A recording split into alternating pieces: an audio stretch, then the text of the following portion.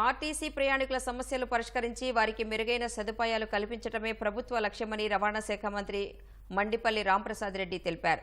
ఉద్యోగులు ప్రయాణికుల అవసరాలు తీర్చి సంస్థ మనుగడను కాపాడతామన్నారు. మహిళలకు ఉచిత ప్రయాణం త్వరలో అమలు చేసేలా కార్యాచరణ సిద్ధం చేస్తున్నట్లు మంత్రి వెల్లడించారు.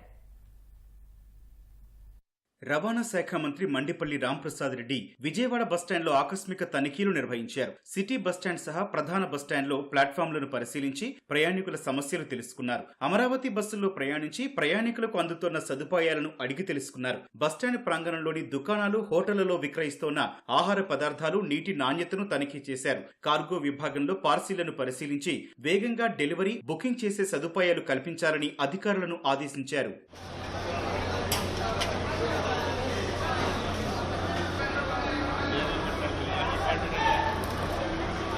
ఏ విధమైన పొరపాటు జరగకుండా ప్రయాణికులే దేవుళ్ళు కాబట్టి మీ తరపున మీకు సంతోషంగా ఉంటే ప్రయాణికులు కూడా గమ్యం చేరుస్తారు కాబట్టి సాటిస్ఫై చేయాలా.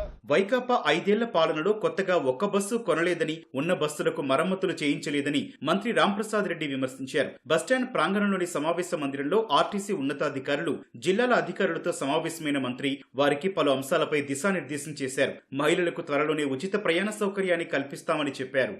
మేము ముందు చెప్పిన విధంగానే అతి త్వరలో మేబీ 15-20 రోజులు, నెల కావచ్చు, మహిళామూర్తులందరికీ ఫ్రీ ట్రాన్స్పోర్టేషన్ ఇచ్చేదానికి సిద్ధంగా ఉన్నాం.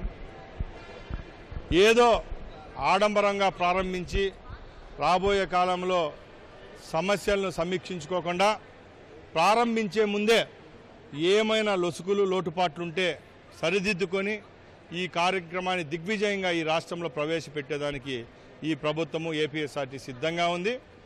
దానికోసం మన పక్క రాష్ట్రాలైన తెలంగాణ, కర్ణాటకలో కూడా ఫ్రీ ట్రాన్స్పోర్టేషన్ మహిళామూర్తులకు ఇస్తున్నారు. కాబట్టి మేము కార్యాచరణగా ఆ 2 రాష్ట్రాల్లో ఏమైనా పొరపాట్లు, పైపొచ్చులుంటే అవన్నీ అక్కడ కూడా పర్యటించి మా టీం అంతా అవన్నీ ఒక దగ్గరికి చేర్చుకొని మన రాష్ట్రంలో ఇంప్లిమెంట్ చేసే రోజుకు 100% ట్రాన్స్పరెన్సీతో వచ్చే 5 సంవత్సరాలు మహిళా తల్లులందరికీ ఇచ్చే విధంగా ఈ ప్రభుత్వం చర్యలు తీసుకుంటుంది. తొలిసారి విజయవాడ బస్టాండ్కు వచ్చిన మంత్రిని ఉద్యోగులు, సిబ్బంది ఘనంగా సన్మానించారు. బస్టాండ్లో పనిచేసే పారిశుధ్య కార్మికులు తమ వేతనాలు పెంచాలని కోరగా తగు చర్యలు తీసుకుంటామని మంత్రి హామీ ఇచ్చారు.